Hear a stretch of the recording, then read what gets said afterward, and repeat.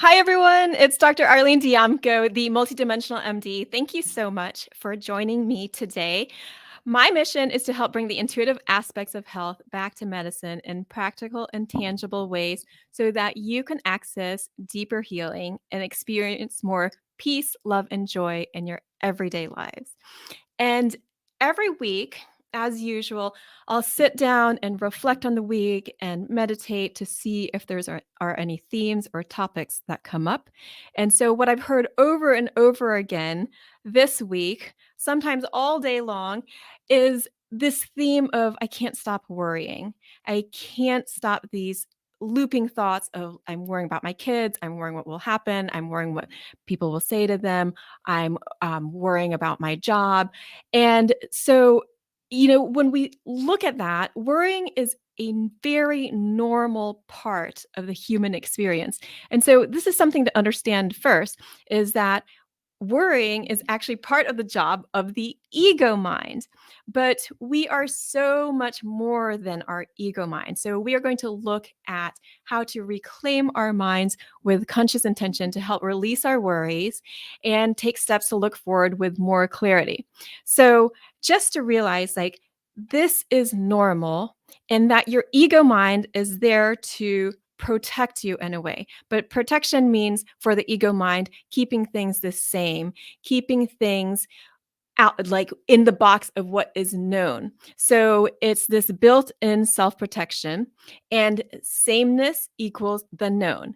But the health is in the flow. So flow is constant growth and change is also a natural constant, just like the seasons. So we have to learn somehow to be okay with flow and okay with things changing and okay with a new way of looking at things and being okay with the unknown.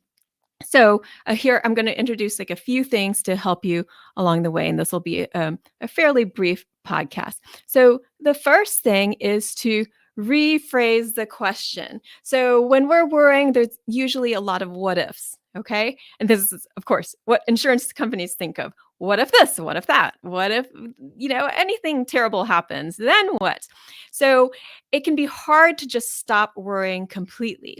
And especially if you're not used to meditating, not really used to emptying your mind. So instead of just asking your mind to be completely silent and quiet, you can work with your mind and give it a different job. So it's really learning how to ask the appropriate question for what you would like to unfold in your life. And so instead of asking what if whatever you're worrying about, then start asking what if it worked out? So reframing these what if questions in the light of if you got these answers, it would be really amazing. So what if it worked out? What if I was completely supported? What if the universe loves me? What if I am really amazing?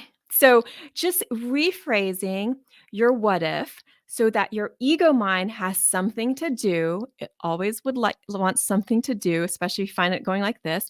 Give it a different thing to put out into the universe to create another vibration. So what this does is help to get your subconscious working for you. And the reason why it's difficult to switch out of these worrying thoughts is that because they're so ingrained into our subconscious. It's like those neural pathways have been really well grooved in. So to try to get out of that groove takes a conscious effort. So your conscious effort will just be in rephrasing the question to be one that works for you instead of against you. What if it worked out?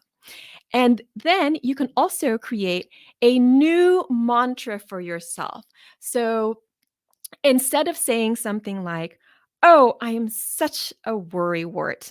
I've always been like that. I am a worrier." So you see, these I am statements are one of the most powerful in the universe. So that I am, that sound, that is the sound of the universe. So when you say that, it makes a huge influence throughout your whole being. So you want to also rephrase that to a new mantra and realize that your essence is not a worry wart. Your pure soul is not a worry wart. You know, your soul knows that you are part of the oneness, part of the stillness, part of this fabric of the universe. It knows all that. So deep down, you already know that. So change your mantra to being one of, I am open to miracles. So you can say that with me.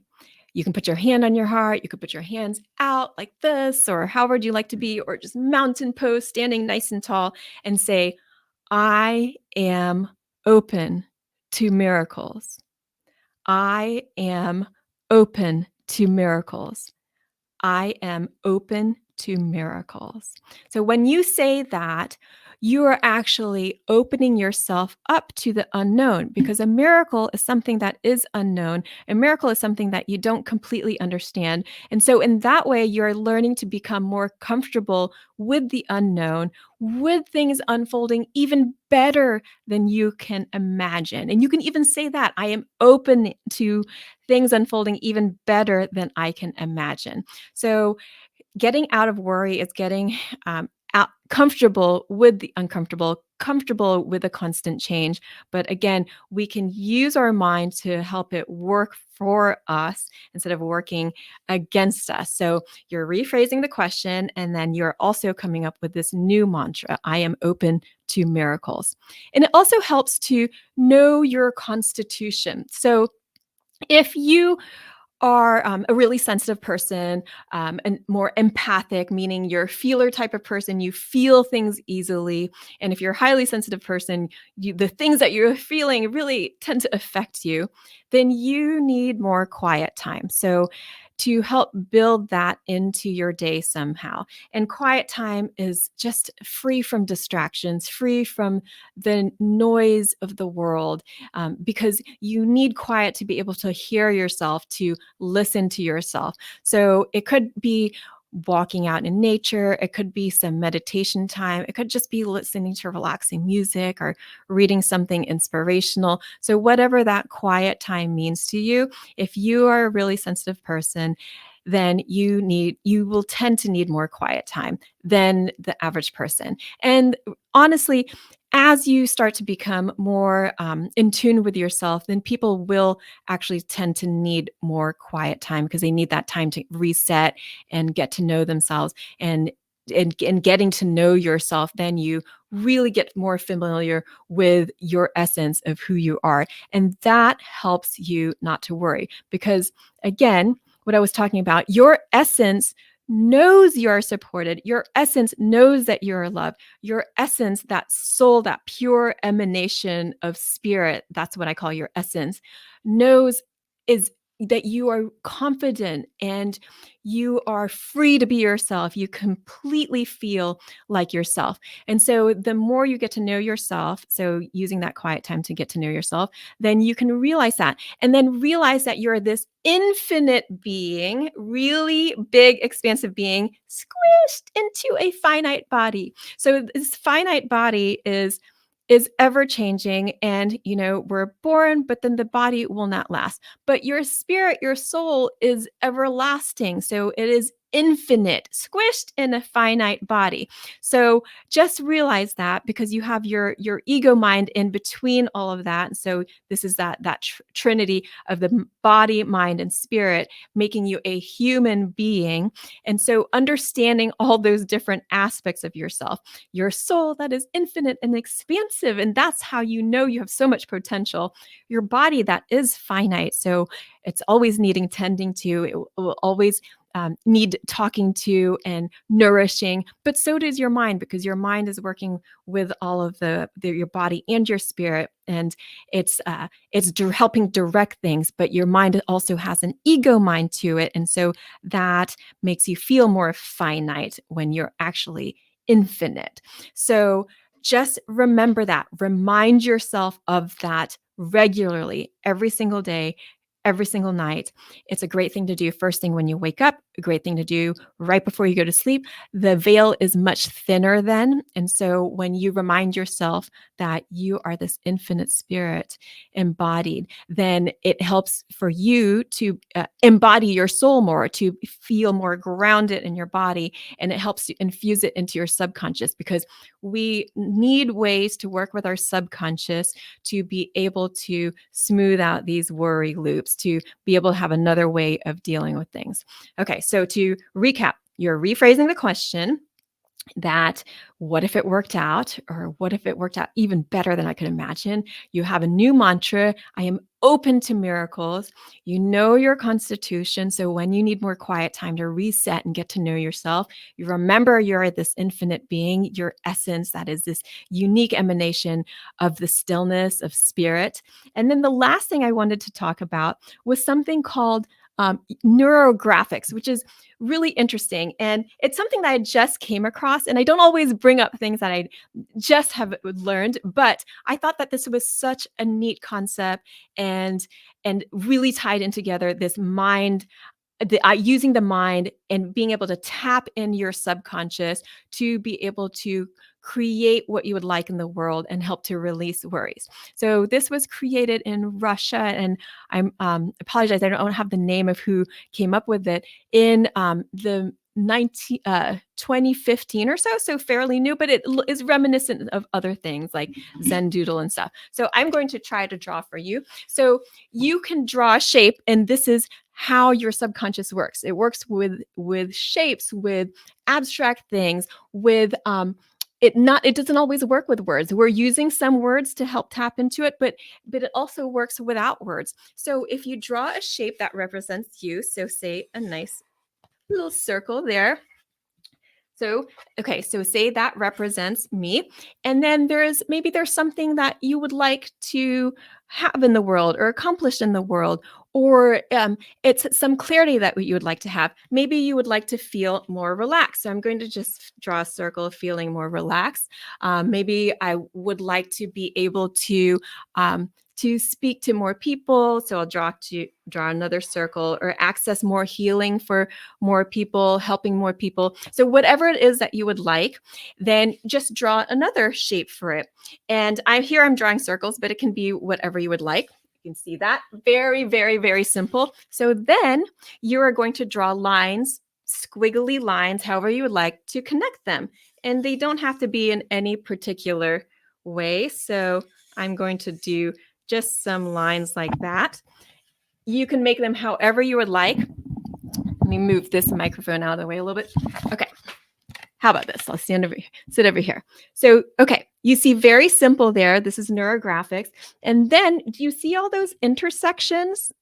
So these lines crossing and the circles. Now you're going to smooth out those intersections so there aren't any of those angles there. You're going to make them more circular. So smooth them out. So you're going to take your pen or marker and you're going to smooth out. I'm going to try to show you here all of those intersections. So you'll do this, and then you'll see it sort of darkens the line, but how I'm smoothing it out makes it kind of cobweb looking. You see what I'm doing there? Then you start to do that with all the different intersections. And it reminds me of like neural networks. So it's really interesting because here you are doing physically some action for an intention or what you would like, and that helps you infuse it into your subconscious. And then you're kind of grooving in these connections.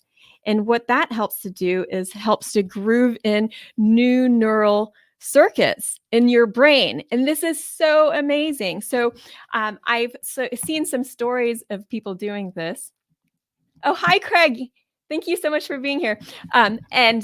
And you can do it for something lost. So say you lost something, maybe one of these things represents a lost thing, and then you could start to just color it in. It helps you to relax. It helps you access your subconscious, and your subconscious is more connected to the oneness, the stillness. And so it has access to all this information that is not always readily available to your conscious mind, but you can create more highways for it to be more available. And you just keep coloring those things in. And so you can see how everything starts to look a bit thickened there. And you just keep doing that. And then you can take your colors and make it however colorful you would like, paints or crayons and things like that.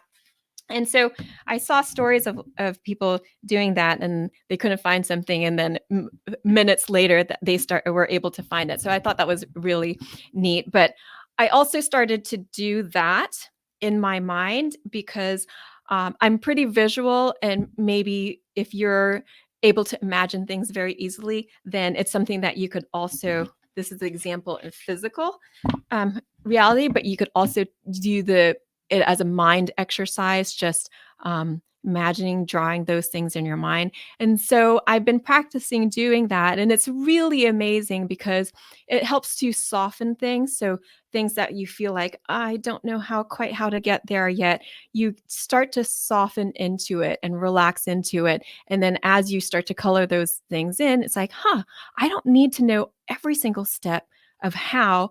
I really just I get to like relax into it and trust that, oh, these connections are happening and whatever step that you need to take next will unfold itself. So anyway, I'm going to see if I can get someone to talk to us more about neurographics. I think it's a really great mind-body exercise. And I think it would be really great to do after what I talked about last time, post-concussion syndrome. It could be really great to do anytime you feel stuck, anytime you have these worry loops that you're not sure how to navigate, then you got to do things differently. You got to tap into that subconscious, but we can use our minds and we can connect that with our body. And we know that we are connected with this infinite spirit and stillness. And it can all come together that way. So I hope that gives you some ideas. So to recap everything again, you understand the job of the ego mind is to worry. It's to keep you in a box. So once you understand that, you can understand too, there is nothing wrong with you. This is just how the ego mind works. You will rephrase your question. Instead of what if all these terrible things happen, you will say, what if it all worked out? What if everything worked out better than I could imagine? And you will create a new mantra for yourself. I am open to miracles. I am open to miracles. I am open to miracles. You will understand when you need quiet time to reflect and get to know yourself, because when you know yourself, that is you, your essence. And you remember you are this infinite being in a finite body. So you understand the finite body and that ego mind kind of like feeling like you're restricted. That's okay. That's a normal part of the human experience, but to also realize you're this infinite being. And then you can do this fun art exercise of neurographics to help groove in new neural pathways and to tap into your subconscious in a practical and tangible way, which is what I'm always looking for to help with people, make it really practical, accessible, easy to do. So, lots of love to all of you. If you want to connect with me elsewhere, you can on Instagram at All Worlds Health, on Facebook, All Worlds Health and Pediatrics, on my website, which is allworldshealth.com. I send out an e-love letter every week on Wednesday. And as always, I believe in you. So I hope that you believe in you too. And I will see you next Wednesday, sometime middle of the day. Eastern time. It's been anywhere from 11 a.m. to 1 p.m. So wishing you a really great week. If you have any questions on anything I talked about, any comments, please send them to me. I'd love to hear from you. Like and subscribe and share with anyone you think that could use this information. So take care. And I'll see you next time. Bye.